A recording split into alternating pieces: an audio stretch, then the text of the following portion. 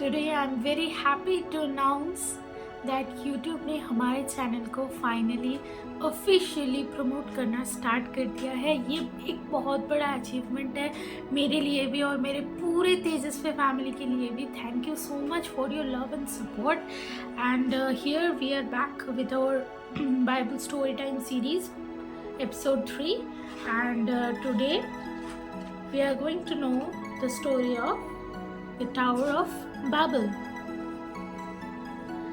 Long after Noah and his family had left the ark, a bustling young city was gripped by the excitement of a new invention. "Behold," said a builder to the crowd, who were clustering around to admire the house he had just built. "It's made of bricks. I made them by baking mud in the sun. They are much stronger and easier to build with than wood." "That's incredible," gasped people in the crowd. "Just think of what we can build now." It wasn't long before grand mud brick buildings were uprising up everywhere. People took great pride in making each of their buildings larger and stronger than the ones before. One day, the mayor called a meeting. "Our buildings are bigger and better than ever," he said a little smugly. "But the question is, what can be built to make our city truly great?" "I have no idea," said an architect. "Let's build an enormous tower right in the middle." "Yes," cheered the others. "It will be so tall that our city will be famous all around the world. Everyone will see how clever we are." "Very well, word shall be gained tomorrow morning," proclaimed the mayor. Meanwhile, God was watching the meeting. "There's nothing wrong with being ambitious and inventive," he thought. "I just hope that they don't get carried away." At first, all went well. Each day, the people worked hard on the tower, laying bricks upon brick from dawn to dusk. After a few weeks, the mayor stopped by to speak to the architect. "Are we making good progress?" he asked. "It certainly looks like it," he added, gazing up at the tower, which was already soaring above everything else in the city. "It's now the tallest tower ever built," replied the architect, feeling very pleased with himself. "Good, but our people want it to be even higher," said the mayor. "It should be so tall that from the top, people on the ground look like tiny little ants." God was still watching. He was beginning to tire of their arrogance. It's one thing to be proud of your achievement, but they are starting to think that they can do anything, he thought. The tower grew taller and taller. "Goodness!" exclaimed the mayor the next time he came past. "I can't even see the top."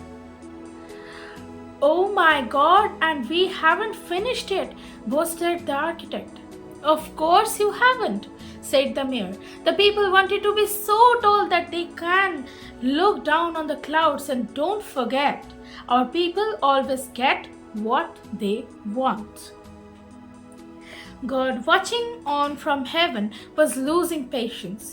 "They need to realize that humans have limits," he thought. "I wonder if they will ever see sense." But still the people weren't satisfied. Even after the tower broke through the clouds, they wanted more. "If we would just go a little higher," they said excitedly, "we will be able to climb up the top and step into heaven itself." At this, God had never enough. "They have become so arrogant, they think they are as powerful as me. It's time to put them back in their places," he decided. The next morning, the people started work on the tower again. "Can you help me with the ladder?" one builder said to the other. But instead of helping, they simply started blanking at him. "That's odd," thought the builder, struggling with the ladder on its own. He put it up against the tower and started climbing. He had only gone a few steps when he realized that he hadn't brought a chisel. So he called down to the others, "Hey, can one of you pass me a chisel, please?" The people down below looked confused. One of them shrugged and offered us a trowel. "No, no, no, I asked for a chisel," shouted the man. "What's the matter with you all day?"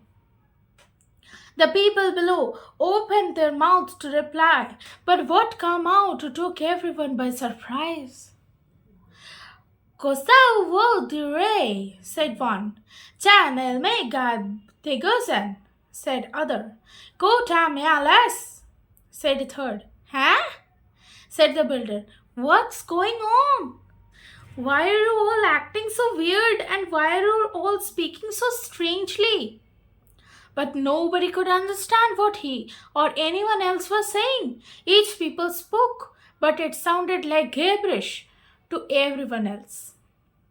"Hey, what are you saying?" said the builder, growing more and more frustrated. "Are you making fun of me?" The others went on speaking in their own languages, and they too started getting very annoyed when they realized nothing they said was understood. The exasperated builder lost his temper. "Hey," he said again, stop it, or I will." He climbed down the ladder and struck one of the others on the nose. That will quieted him, he thought, but just as he was congratulating himself, someone else clonked him on the head. By the time he came to his senses, everyone around him was squabbling and bawling. "Oh no," wailed the architect. "Stop, calm down. Get back to work, please." But it was no good. He was speaking his own language just like everyone else. "He can't live like this. We were ruined.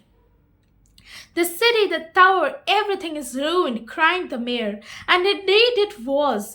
The people abandoned the tower and left the city, speaking their own languages as they want. They moved to different places all over the world and built new towns and cities wherever they settled. As for the deserted tower, it was soon overcrowded with weeds and became known as the Tower of Babel, after the babbling people who began it. Thank you. Stay tuned for the 4th episode and we will be back soon to you. Hope आप मुझे ऐसे ही प्यार देते रहे और भी मैं आगे बढ़ती रहूँ और आपके लिए अच्छा से अच्छा कंटेंट लाने की कोशिश करूँ. Thank you so much to my Tejasvi family. Tata.